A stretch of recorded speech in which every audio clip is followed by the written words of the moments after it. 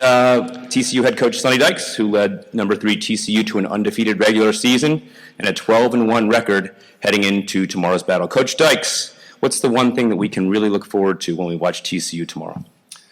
Yeah, I think, again, I just want to thank Verbo for their support of this event in the city of Glendale, and the Fiesta Bowl has just been outstanding. So I just want to say thank you to everybody that's made this week so enjoyable for our players and our coaches and everybody associated with TCU football. I think our team is a team that's going to play hard. I like our guys. We play for 60 minutes regardless of the score. We're going to be a team that's excited to play.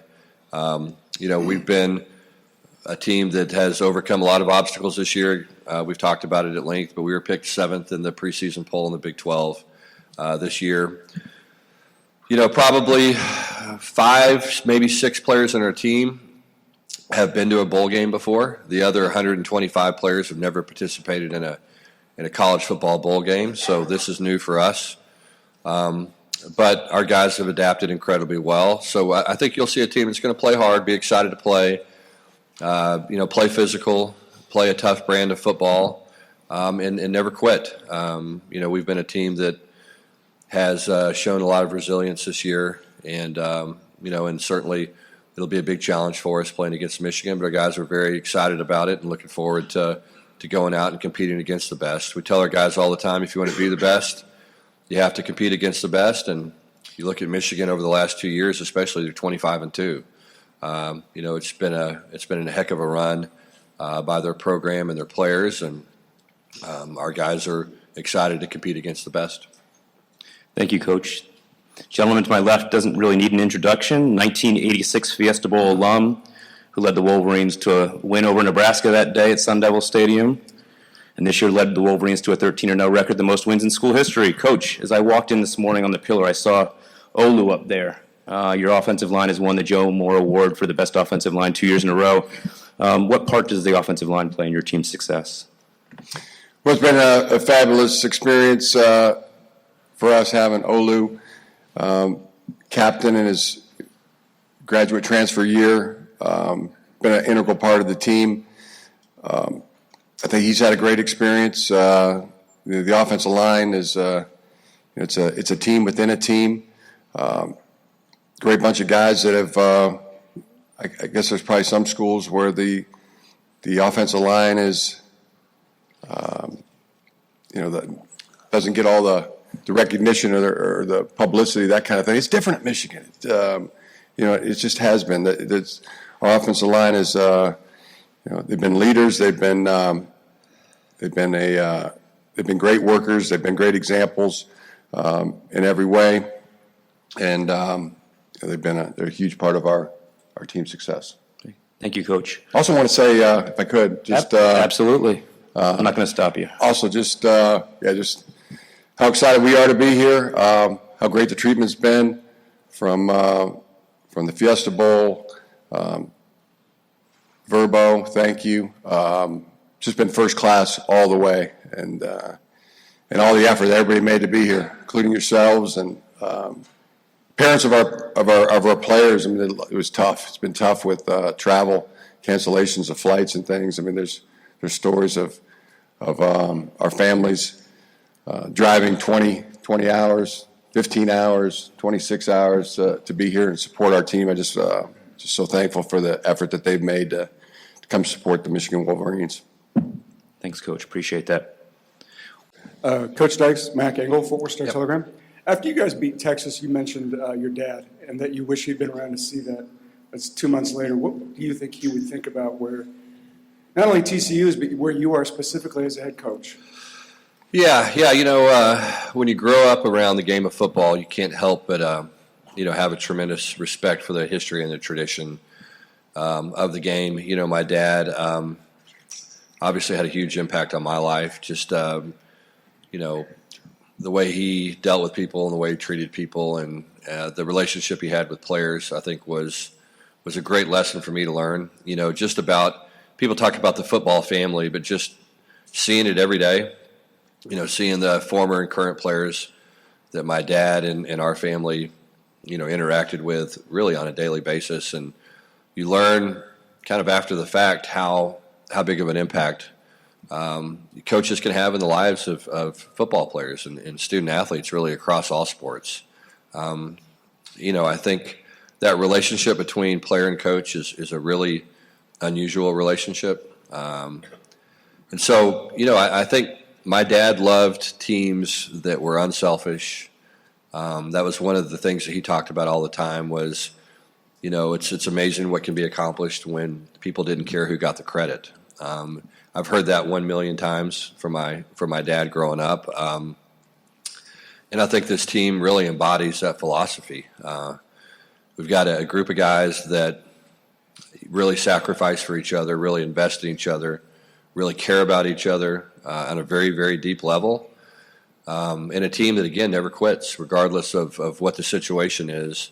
They're going to play through the whistle, through the quarter, through the half, through the game, never quit. And I think he would be proud and impressed with the level of commitment that these guys have. One of the things that my dad used to do when he used to come watch our teams, he would walk around the sideline during the game and pay attention really to what was happening on the bench than actually what was happening in the games. He always said you can learn really what's going on with your team by watching the body language and the interaction of the players that weren't playing the game. And I think he would be really proud of our guys. I mean, the guys on the sideline are cheering for the other guys.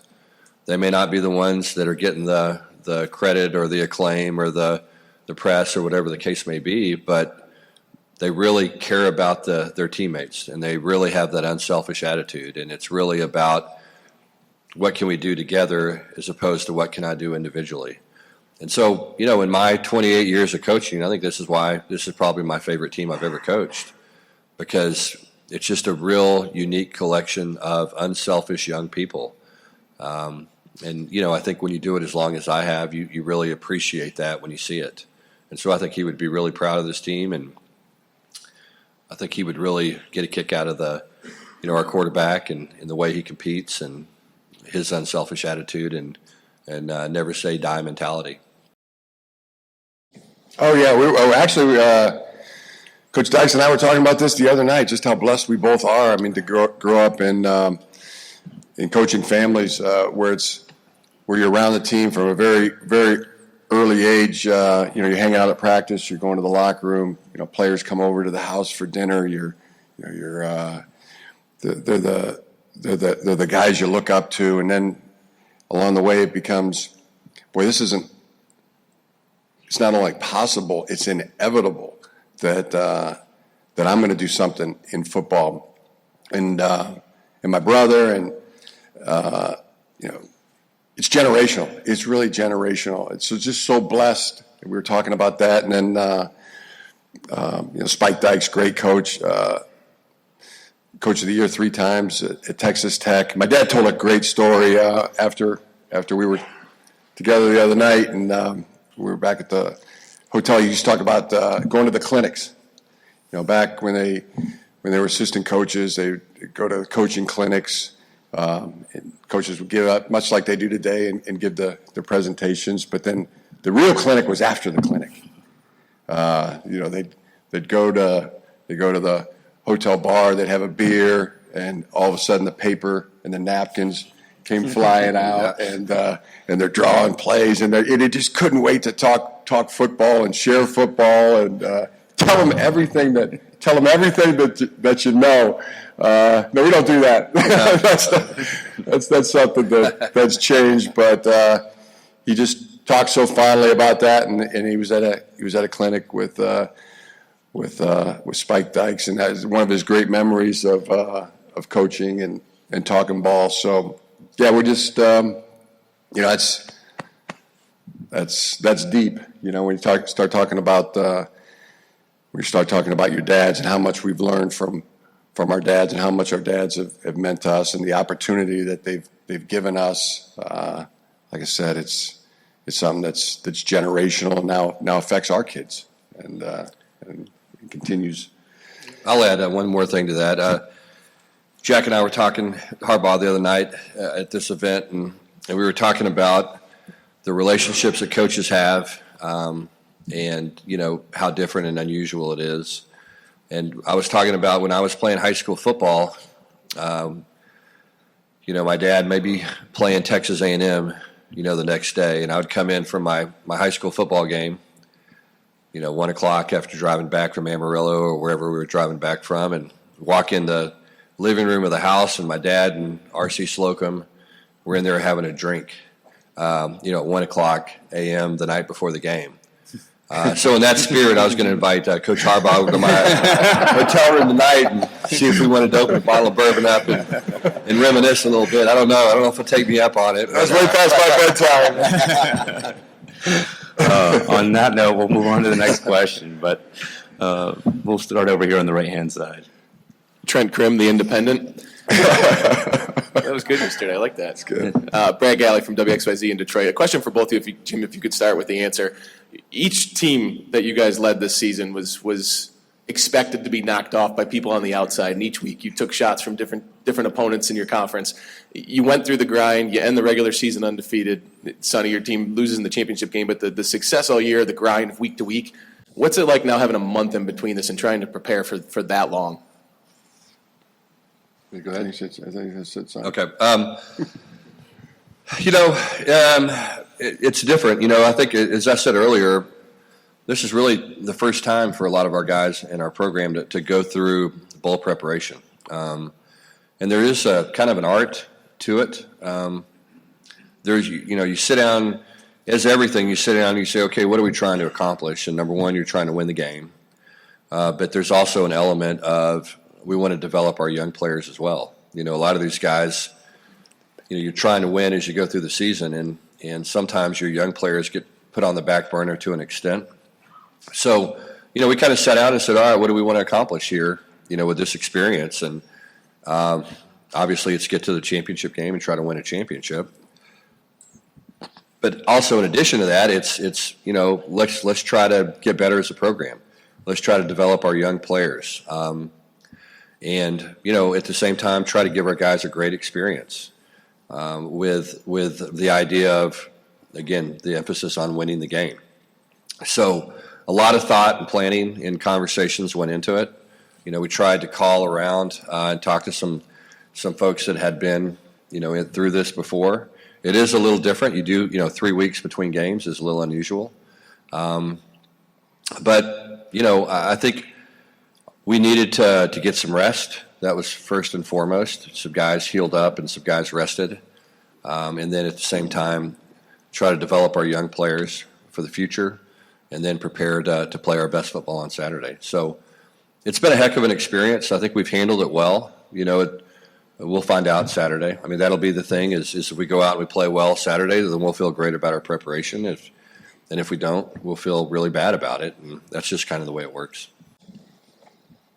Yeah, I think that's really well said. I mean, it's all about the game tomorrow. I mean, everything's been said that can possibly be said. Every question's been asked. Every question answered. And now it's time to go play the game and let it rip. And our guys are excited to do it. People just don't. Not everybody gets this opportunity. I mean, hardly anybody, gets this kind of opportunity. And it's the best of the best, playing the best. I mean, you are who your record says you are. I think that was Bill Parcells said that, and they're great, and we're ready. We're ready to line up. It's time to line up and have at it. Next question over here, Nui. Nui Scruggs, NBC5 Dallas Fort Worth, for Coach Harbaugh and Coach Dykes. Can you take me through your mindset and preparation in the event that you need your 2-minute offense to go down the field and get a score to win the game? Yeah, some we've practiced, something we've planned, and we anticipate that situation will come up, and we feel like we're prepared for it. Like I said, if it's successful, you'll have felt good about your preparation. If it's not successful, then we won't. But that's our mindset is to we expect it. We expect to be in that situation, and we've practiced it, and feel we'll be successful if that situation, when that situation comes up. That's our mindset. Yeah, similar to what Coach Harbaugh said. I think, when you sit down and you talk about end of game situations, the way college football is now, there's a lot of parity in this game. And again, you look at our games this year, we didn't have a lot of games that weren't decided at the very end of the game, whether it was 4-minute offense where we're trying to run the clock out and get a couple of first downs to win, or whether it was 2-minute offense where we were playing from behind or even, and we needed to go down and try to win the game at the end of the game. Those situations are a small part of the game, but to me, those are the situations that determine whether or not you're up here on the podium in the college football playoff, really. Had we not handled some of those situations pretty well, then we wouldn't be here today. I think it all begins with your preparation, and it's something that we'll emphasize all spring, all fall camp, just like everybody else during the week of preparation. But at the same time, there's such a fine line between winning and losing, and you better be good in those situations, whether it's 2-minute, whether it's red zone goal line, whether it's short yardage. All those situations in college football today determine the teams that win or lose every Saturday. We're not a team, we're not a team full of first-round draft picks or anything like that. I mean, look, we've got really good players, but we're going to have to master those situations and be really good at them to have an opportunity to win. A constant theme for you and your players this season have been the faith and love you have. Could you talk about the source of your faith and how that strengthens you and what it means to you? Yeah, the faith, family, football, those are the priorities. This has been a particular team that, just a lot of, rock solid guys in their faith. It's a family. Guys, they're happy for the other guy's success. They support each other. They have each other's backs. It's a true team. It's a true ball team, and just makes it enjoyable every day, every single day. To be on a team where each guy knows they don't have to carry the whole load. Everybody else is chipping in, doing their fair share, and just like in your faith, God is with you, and you're not doing it alone. And really, when you try to do it yourself, or you think you know better than our Lord, then that's when things seem to go awry. But it's been a tremendous team and family to be around regarding our faith. Iron sharpens iron, as the Bible says, and this team is a true example of that. In those hours and minutes before kickoff tomorrow, there will be so much emotion and energy on the field, in your locker rooms. What is the message for your team in terms of trying to harness all of that energy in a productive way? Yeah, for us, it's go out and play as hard as you can, as fast as you can, as long as you can, and don't worry. And those butterflies are there. They were there every game I ever played. I think every football player, has them. And until you get that first hit, whether it's a block or a tackle, that's what seemed to make them go away from me. See contact early, and then play as hard as you can, as fast as you can, as long as you can, and don't worry. Yeah, similar. I think the same thing, applies to us. I mean, it's interesting. Everybody's got a different way of kind of getting ready.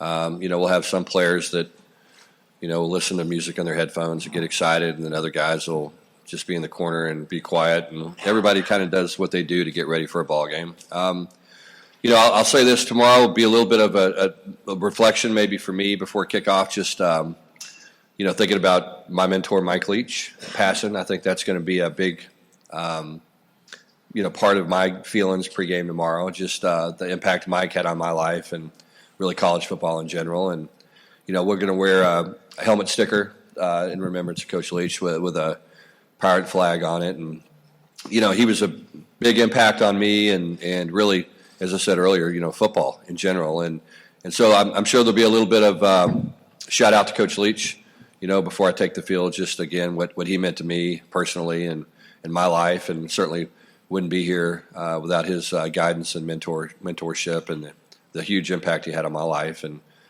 just an original guy that did things his way and outside the box thinker, and just was really blessed and fortunate to have a chance to work with him. So I'm sure his memory will certainly cross my mind before we take the field tomorrow as well. You mentioned that opportunities like this don't come around, but here you are very often. But here you are, back-to-back years in the college football playoff. You've called your team, especially late in the season, happy warriors. That's how you've described them. But how would you describe your last 2 years personally? Well, I love football. I love the game. I love the team atmosphere. I could describe that as that's been my whole life. It's been since 5 years old, and this team has been one of the all-time great ball teams to be on, and I include. Had some great little league teams that I was on, a high school team, college team, pro teams. This is right up there with all the best. None better. It's been that enjoyable. Both of your teams have two of the top second half offenses in the country. I think both rosters pride themselves on being able to finish games. In your opinion, what's kind of led to that success and being able to kind of close out those games at the halftime?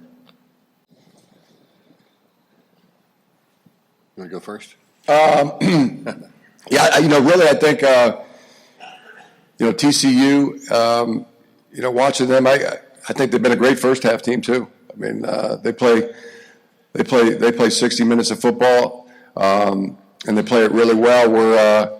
We aspire to be the same type of team. You're always trying to find the formula, the game every week to. Let's play our best. Let's play our best for 60 minutes of football. I think they've done a tremendous job doing that. I think we have as well. Like Bill Parcells says. I mean, you are who your record says you are, and that's what we want to do in this game. I mean, you got to play good. You have to play good, and the longer you can play good, the better off you're going to be. There's going to be momentum shifts in the game. I mean, they're going to make plays. Our goal will be to, try to get the momentum back in our favor and keep it for as long as we can. And then when we lose it, we're going to try to get it back again and see how long we can keep it. I mean, that's just a game of football. But, it all comes down to, you got to play good. And that's what we planned. That's what we prepared.